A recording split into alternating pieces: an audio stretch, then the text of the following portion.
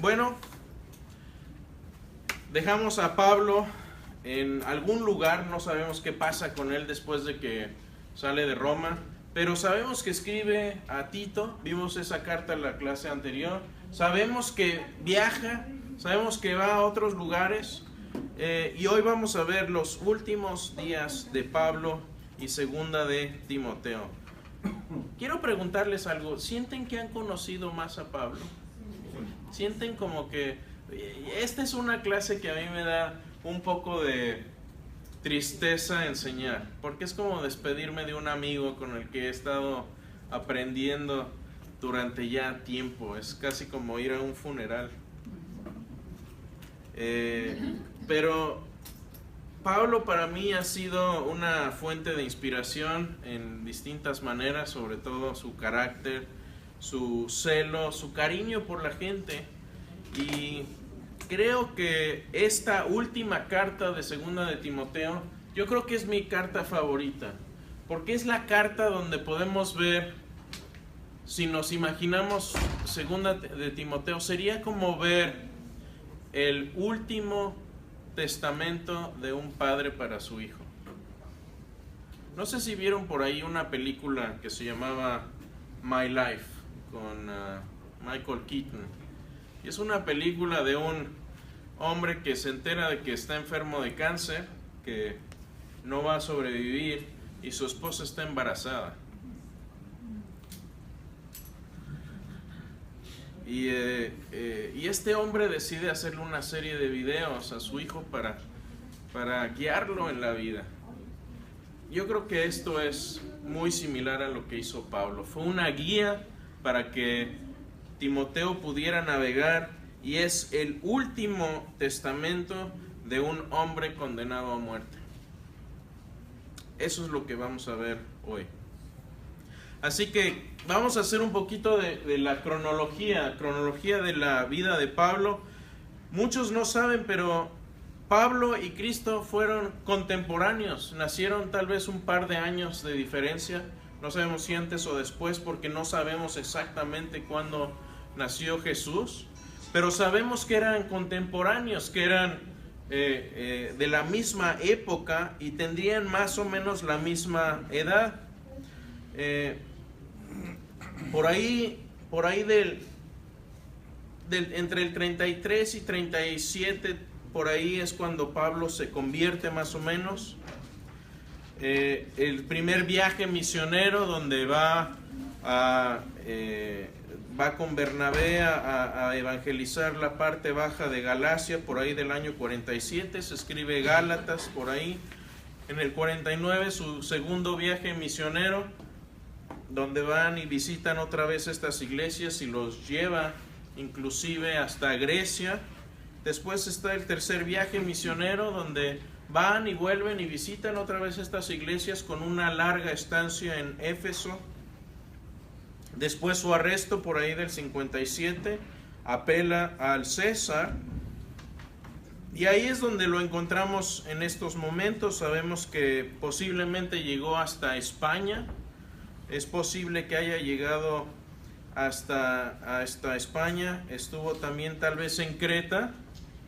Parece que él es el que funda la iglesia en Creta, y después Timoteo es el que se queda en Creta y escribe segunda de Timoteo. No sabemos exactamente dónde estaba Pablo, pero Tito ya estaba en Creta y le escribe entonces segunda de Timoteo.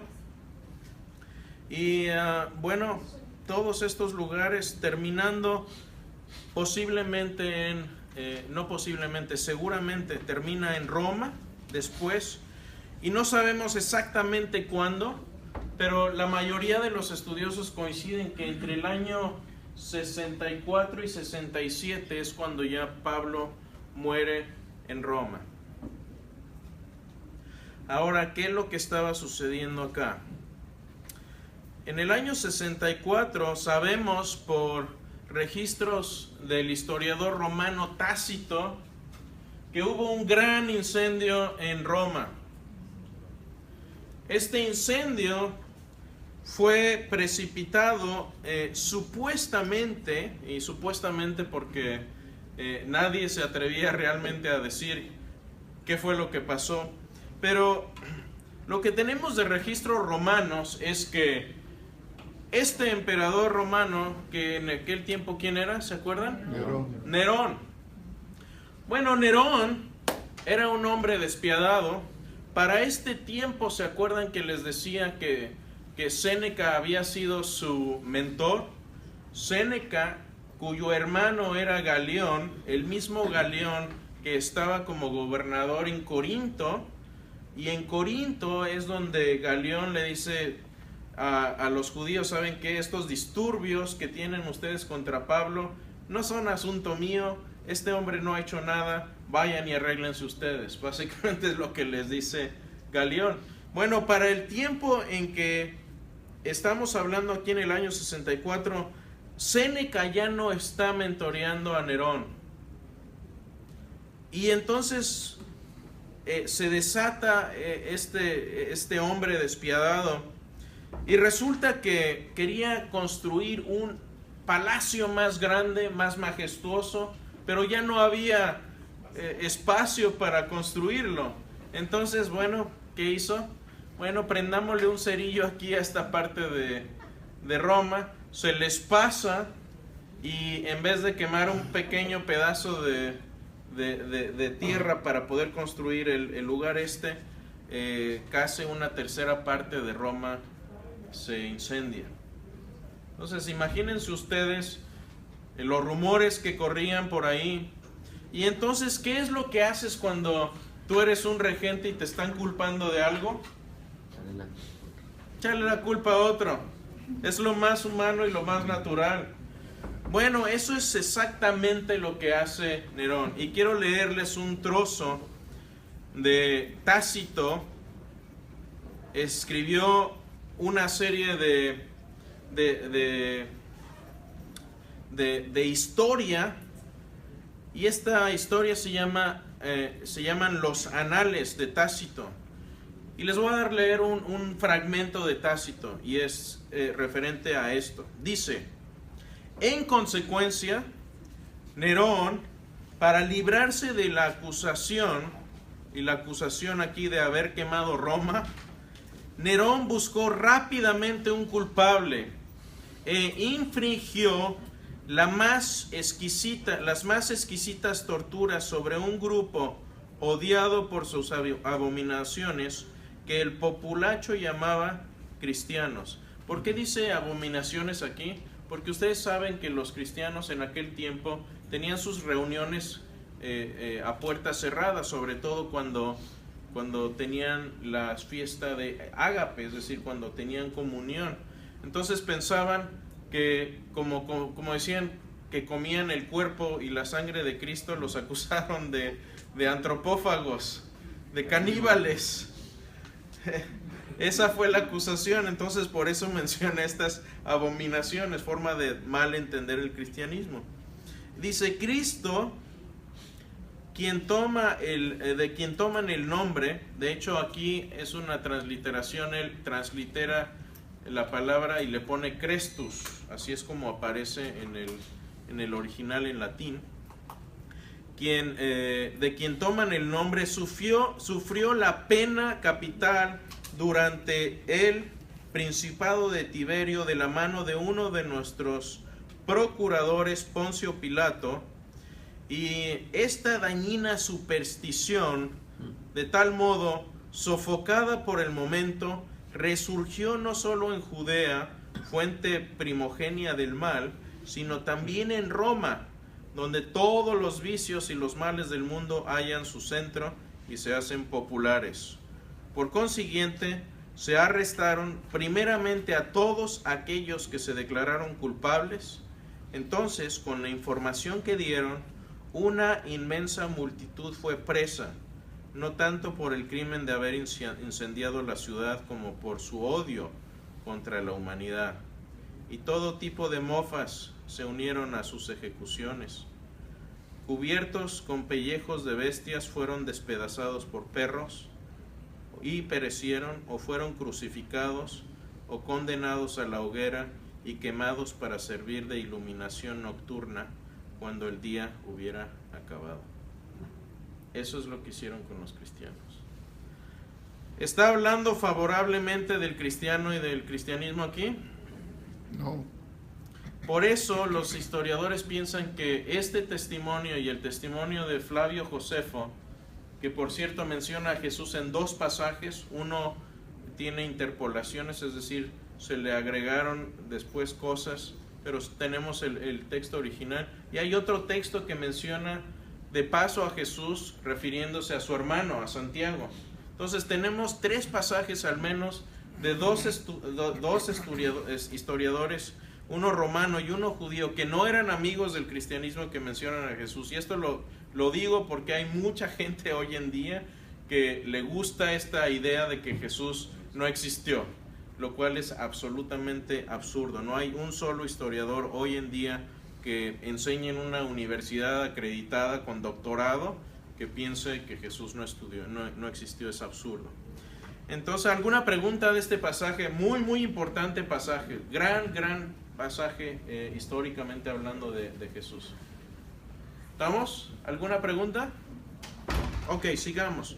Entonces Pablo está de nuevo en Roma, arrestado, y esta vez sabe Pablo que de ahí no va a ser librado ya. Ya sabe Pablo que este es su último momento, son sus últimos días, y estamos hablando aquí de un hombre condenado a muerte, y estamos leyendo las palabras últimas de un hombre en su último momento, sus últimos momentos de vida, sus últimos días. Entonces está en Roma, preso, y va a escribir a Timoteo, su hijo amado espiritualmente hablando, y habla ahí, empieza hablando de la promesa de la vida que es en Cristo. ¿Qué tipo de vida? Es una vida que dice nuestro Salvador Jesucristo, el cual quitó la muerte y sacó a la luz la vida y la inmortalidad por el Evangelio. Ese es el mensaje central de Pablo. Jesús vino a sacar y a quitar la muerte de este mundo y a darnos inmortalidad por medio del Evangelio. Ustedes y yo tenemos acceso a ser inmortales por medio del Evangelio. Tengo un grupo de amigos que nos graduamos de la Universidad de Bayona y llevamos en nuestro bolsillo una moneda. ¿Saben qué dice esta moneda? Dice Memento Mori. Y esto es en latín, quiere decir el momento de tu muerte. ¿Saben por qué lo llevamos? Para recordar esto. Para recordar que no somos eternos aquí, pero tenemos vida eterna. Que hoy puede ser, en la parte de atrás dice, podrías estar dejando la vida en cualquier momento. Y creo que debemos estar conscientes de eso, que esta no es nuestra vida, que va a haber un momento, Mori, para todos nosotros, pero que no ese es el fin, sino que Jesucristo quitó la muerte, eliminó la muerte y sacó vida eterna para que podamos tener inmortalidad en el Evangelio. Esas son las buenas noticias. Y Pablo empieza esta carta pensando en esto, y más aún dice, si morimos con Él, también viviremos con Él. Piensen, Él ya estaba pensando en sus últimos momentos. ¿Por qué? Porque no me avergüenzo, porque yo sé en quién he creído. Estas no son palabras de desesperanza, son las palabras de alguien que sabía cuál iba a ser su destino final y sabía que la muerte ya no tenía dominio sobre su vida. Y estoy seguro que tiene poder para guardar hasta aquel día lo que le he confiado. ¿Qué le confió Pablo a Jesús? Su vida. Toda su vida. Y así hace múltiples referencias también de sus ancestros y de Pablo y de Timoteo. Y este es un pasaje que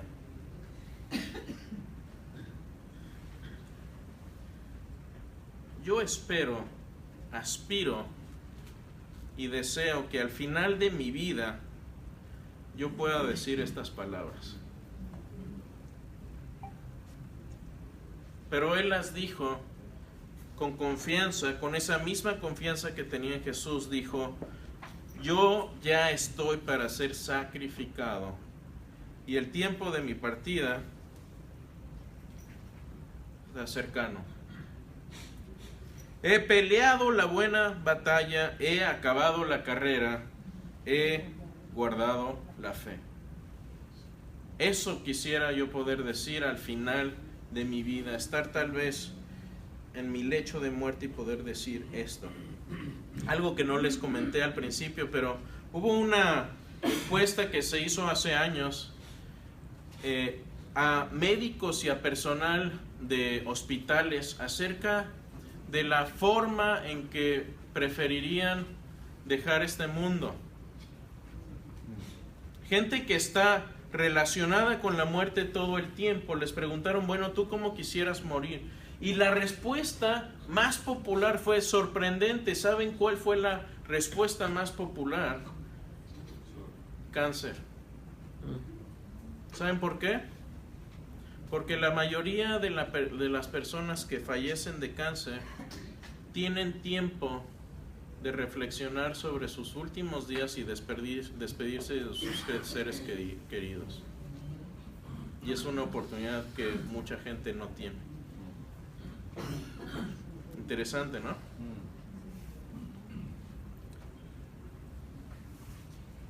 Y el Señor dice: me preservará para su reino celestial.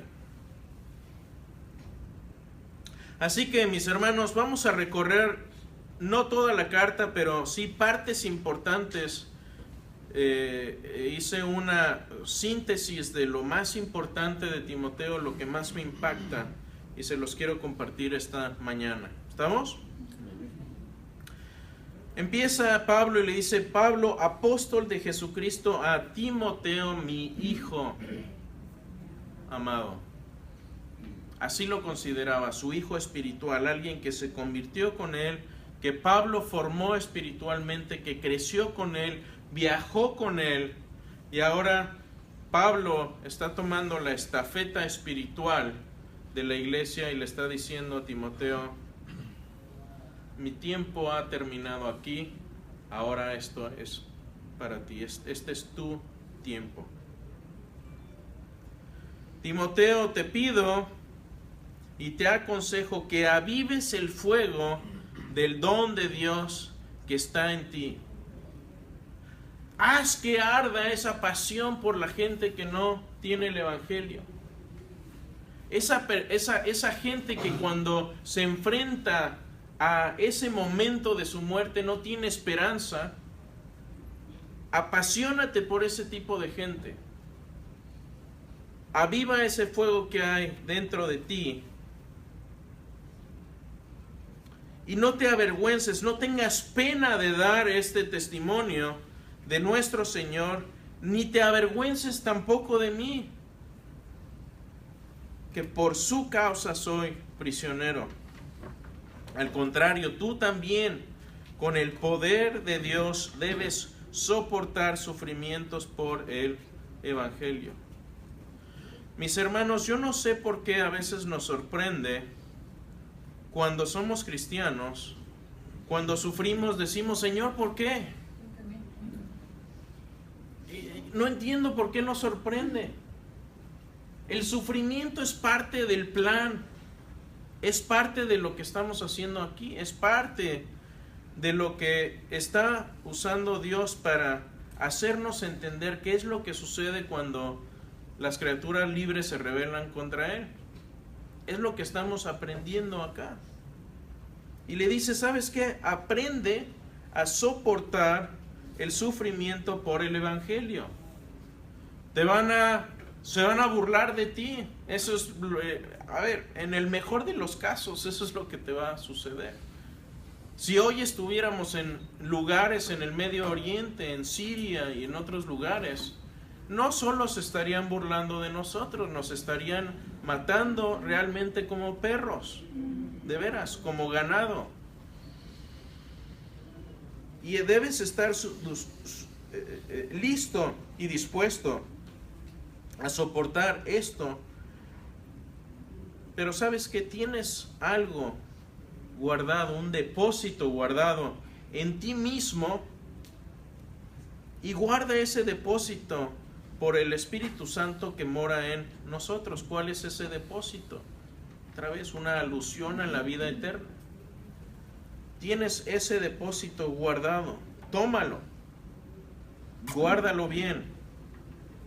Dice: lo que has oído de mí ante muchos testigos, eso encarga a hombres fieles que sean idóneos para enseñar también a otros. La iglesia va a seguir, la iglesia va a continuar. Y yo les confieso algo, yo diría que hace unos 8 o 9 años, mi perspectiva del futuro del cristianismo era muy, muy oscura. Es decir, vamos en el hoyo y cavando, vamos de bajada, vamos mal. Y no soy triunfalista, al contrario, yo, si los que bien me conocen saben que soy más bien pesimista. ¿De qué te ríes, no? Pero es cierto. Pero últimamente, en los últimos 7, 8 años, he visto una pasión y un resurgimiento del cristianismo basado en un evangelio en muchos jóvenes, incluso niños. Y eso me anima, porque ¿saben qué quiere decir eso? Quiere decir que la iglesia va a seguir mucho después de que nosotros ya no estemos acá. Y eso me anima. Y si la iglesia siguió, fue porque hubo hombres y mujeres que estuvieron dispuestos a dar su vida por lo que creían realmente. Pablo incluido ahí. ¿Quieren un ejemplo de una mujer? Lean la historia de Vivia Perpetua en el año 203. Pero dice: ¿sabes qué? Procura con diligencia presentarte a Dios aprobado como obrero que no tiene de qué avergonzarse, que usa bien la palabra de verdad, que no tuerce la escritura, que toma el evangelio en su manera más pura y lo transmite y lo comparte de esa manera, no lo corrompe, como vemos hoy en muchos lugares y muchas iglesias. No tengas vergüenza, otra vez lo repite, no tengas pena, no tengas miedo de hablar esto. Y ese es uno de los propósitos de nuestra próxima serie: cómo hablar del evangelio sin miedo, sin reservas y sin avergonzarnos. Porque eso es mucho de lo que nos pasa hoy en día. Vivimos en una sociedad cada vez más anticristiana, cada vez más secularizada, y tenemos que aprender a interactuar con este nuevo mundo en el que nos estamos enfrentando, donde estamos compitiendo con una cantidad inmensa de información que circula por todos lados, por redes sociales, por YouTube, por todos lados. Estamos siendo, y nuestros hijos están siendo invadidos con una cantidad de información impresionante. Así que, Timoteo, escoge tu camino sabiamente. ¿Por qué? Porque hay caminos de palabrería irreverente, de rollos que no llevan a nada, de palabrería inútil, y hay palabras y caminos de santidad. Este camino de palabrería te pudre y te corrompe, es como una gangrena que empieza una infección pequeña y termina siendo algo que te puede matar y que hay que cortar y que hay que eliminar. Y esto, Timoteo, son las pasiones juveniles, pasiones desordenadas. Ten cuidado con eso. ¿Qué debes seguir? Sigue la justicia, sigue la fe, sigue el amor, sigue la paz. Ese es el camino que debes tú llevar. El siervo del Señor no debe ser contencioso, no debe ser peleonero, debe ser amable para con todos, debe ser un buen maestro, alguien que pueda enseñar, y debe aprender a sufrir, debe saber cómo sufrir. Esto de ser sufrido no es como la zoila, ¿no? Soy la que barre, soy la que plancha, soy la que sufre. No, la sufrida. No sé si vieron ese programa hace años. No se refiere a eso. No es la mamá que dice, yo, todo lo tengo que hacer. No, está hablando de veras de sufrimiento serio. Aprende a sufrir bien. ¿Quién me puede decir cómo se sufre bien?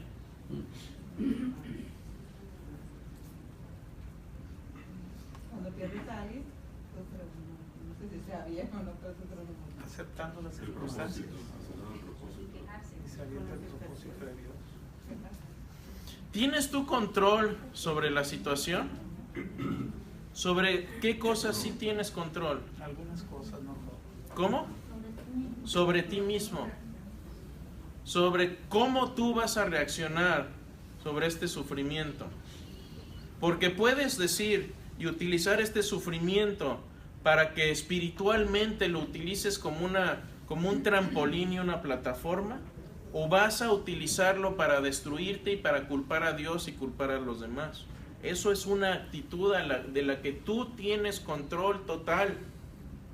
Total.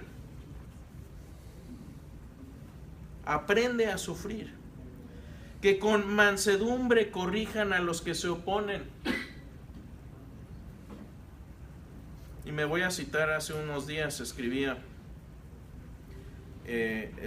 que a veces escucho de algunos cristianos que dicen, pero hermano, ¿por qué critica acá a estos predicadores de la prosperidad? Mucha gente ha llegado al evangelio por medio de ellos. Y a eso les digo, tengo dos cosas que decir. Primero, es que si tu concepto del evangelio es que Dios te debe bendecir con salud y con dinero, el día que pierdas la salud o el dinero o ambos, vas a pensar que Dios te falló y vas a abandonar tu fe o va a quedar lisiada. Ahora, yo entiendo que Dios puede usar cualquier situación para llevar su palabra. Dios puede hacer hablar un burro a un animal, y es lo que hizo con el burro de Balaam, pero no por eso debemos aspirar a ser burros. Entonces Pablo dice, no, hay que corregir a los que se oponen. ¿Y a los que se oponen a qué? Al evangelio, hay que corregirlos. ¿Cómo? Usando la escritura. Usa la escritura. ¿Por qué? Porque toda la escritura es inspirada por Dios. Es útil. ¿Para qué? Para enseñar, para redarguir, para corregir, para instruir en justicia. ¿Qué quiere decir redarguir? Esa palabra es medio dominguera. ¿Qué quiere decir redarguir? Es como la conciencia cuando te está enseñando que algo no está bien. Exactamente, es como el angelito que te dice, Está mal. eso está mal. Es ese sentido moral que tenemos dentro que nos dice que está correcto y que está incorrecto. Eso es cuando algo te redarguye. Me gusta esta palabra inspirada. En el griego es theoneustos, y que tiene dos raíces. Theos, Dios, y neustos quiere decir aliento. Esta palabra inspirada quiere decir literalmente que la escritura viene del aliento divino. de ahí viene. Y por eso es útil, por eso es buena para instruir en justicia, para redarguir, para enseñar. Y estas palabras yo te encarezco, Timoteo, delante de Dios, que prediques la palabra. Te pido también que persistas en hacer esto, aunque no pienses que sea oportuno o no. Hay veces que decimos, bueno, estoy buscando la oportunidad, y la oportunidad nunca te llegó. No esperemos, persiste en hacerlo, en hablar la palabra, aunque pienses que no sea oportuno.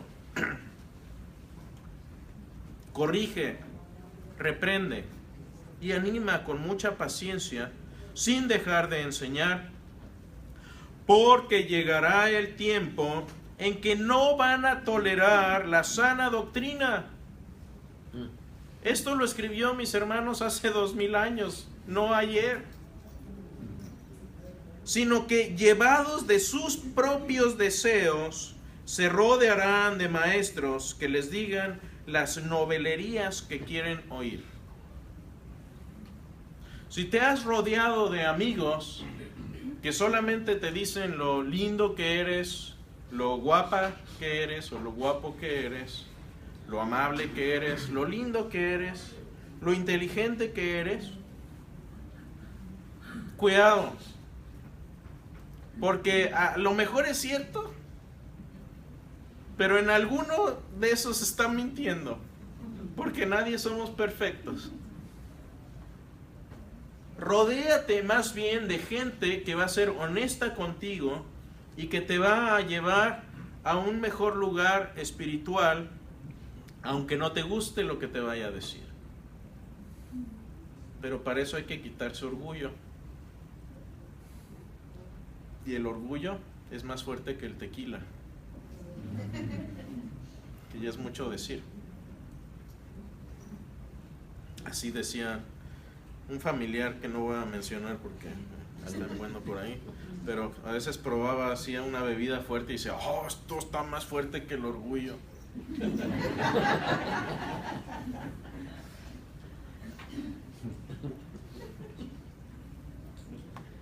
Y estas palabras que me entran al corazón: he peleado la buena batalla, he acabado la carrera, he guardado la fe.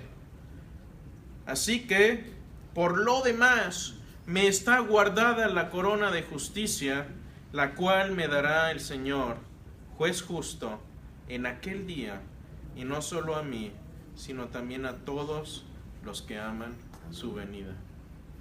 Pregunta: ¿amas la venida de Jesús? Cuando piensas en eso dices, amo la venida de Jesús. Menos los jóvenes, ¿no? Los jóvenes dicen, primero quiero casarme.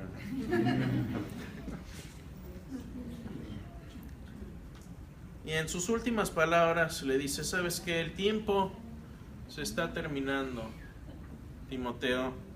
Procura venir pronto a verme. Trata de venir pronto porque siento que ya el tiempo se nos va. Y si puedes, trae a Marcos y tráeme mi capa, mis libros y sobre todo mis pergaminos.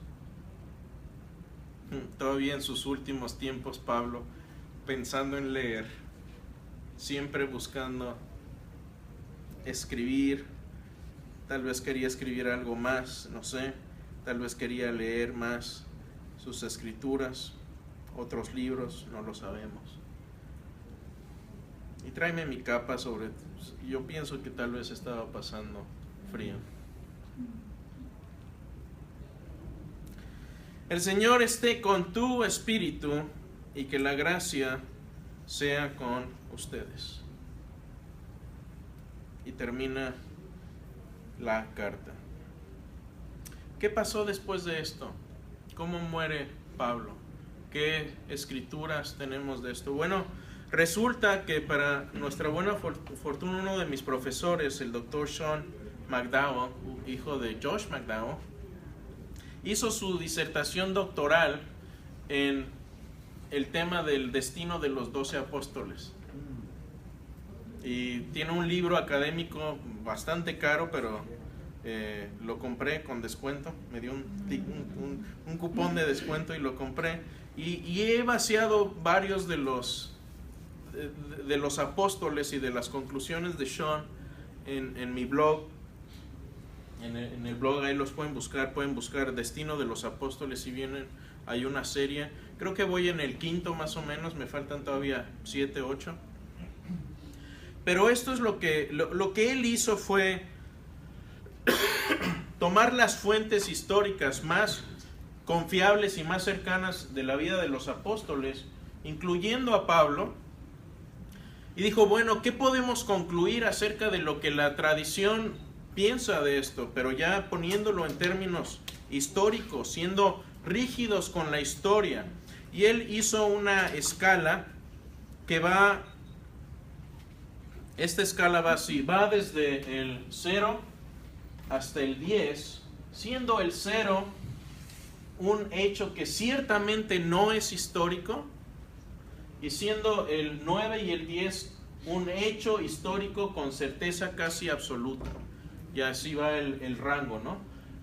Va desde ciertamente no histórico, dudosamente histórico, improbable, ligeramente menos que plausible, que es en medio, ligeramente más que plausible, muy plausible, hecho histórico de alta certeza, y el 9 y el 10 son certeza casi absoluta. ¿Qué dice primero acerca de que Pablo estuvo en Roma? De esto él dice, esto es un hecho entre el 9 y el 10, de certeza casi absoluta.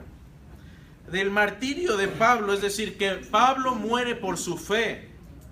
Esto es la definición de martirio, que alguien muere por su fe.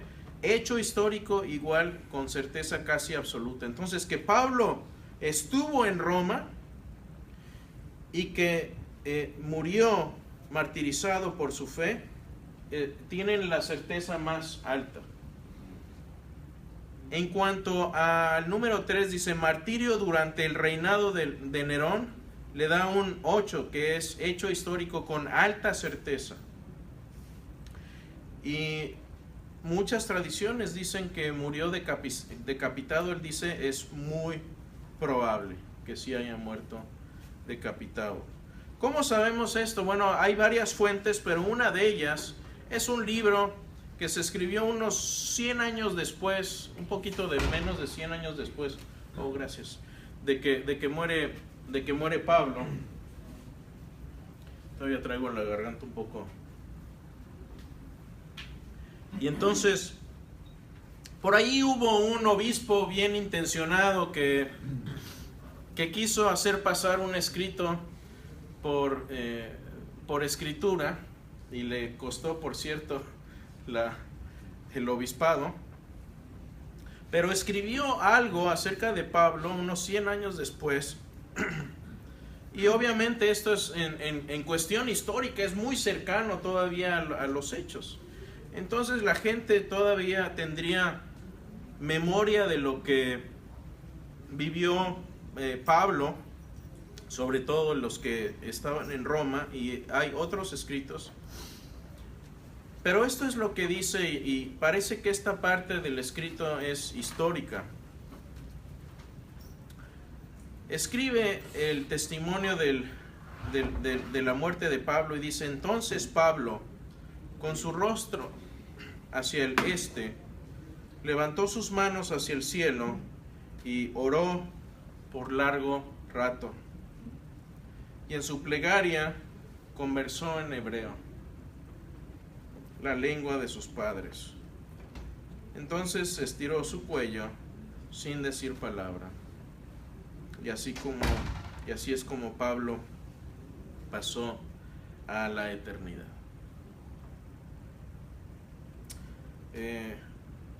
Pablo fue,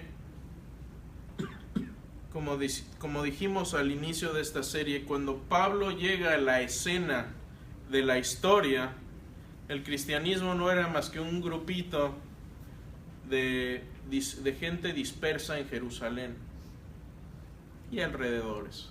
Cuando Pablo, después de que Pablo es decapitado, el cristianismo es un movimiento a nivel mundial en el mundo conocido.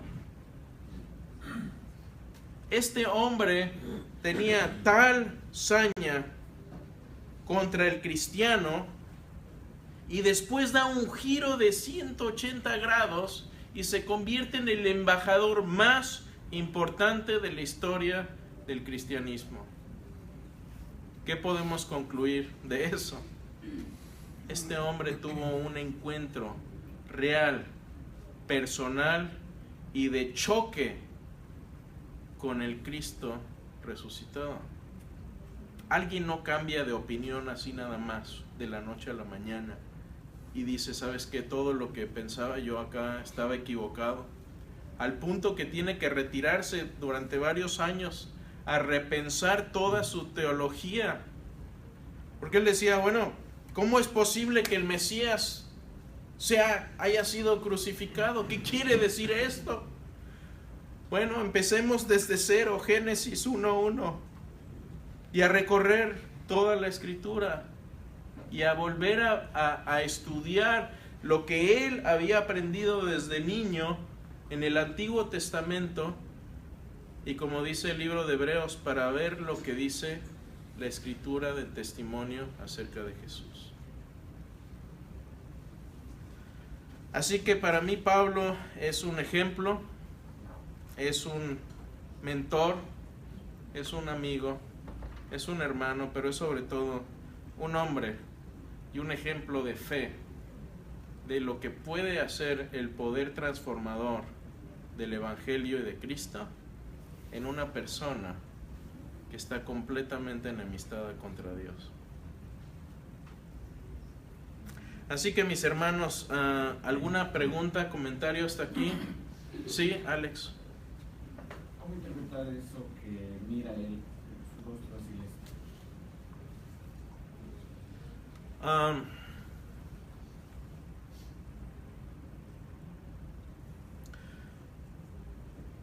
El este es el lugar donde nace el sol, un lugar de luz. No sé en qué momento del día habrá sido esto. A lo mejor tenía la mirada hacia Jerusalén. Es posible que haya estado, si él hubiera estado si estuvo en Roma, obviamente Jerusalén tal vez estaba al oeste, pero la verdad es que no podemos saber con certeza, podemos especular un poquito nada más, pero es posible que haya estado viendo hacia la ciudad santa, hacia Jerusalén. Me gusta eso. Parece que antes las iglesias se construían. Sí, se orientaban, sí. Porque la tradición temprana era de que estaban esperando a Jesús venir desde el este. Claro, también. Por alguna de esas escrituras que hay. Sí, en Apocalipsis. En Apocalipsis hay una referencia, tal vez. Puede haber sido eso también, ¿sí? Sí, acerca de lo que dice el hermano, recordemos que eso es un escrito 100 años después. Alguien puede especular que era de esa manera, pero realmente no tenemos a ciencia cierta cómo fue. Sí, pero déjame decirte, 100 años históricamente hablando es muy, muy, muy cercano. Si consideramos, por ejemplo, las dos biografías más importantes de Alejandro Magno, uno de los grandes personajes históricos, las biografías más importantes de Alejandro Magno se escribieron, ¿quieren saber cuánto? Échenle. ¿Cuántos años después de que murió Alejandro Magno se escribieron? 400.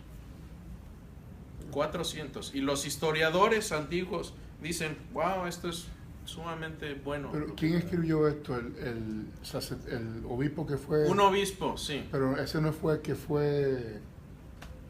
Sí, lo echaron para afuera Porque por haber escrito esto.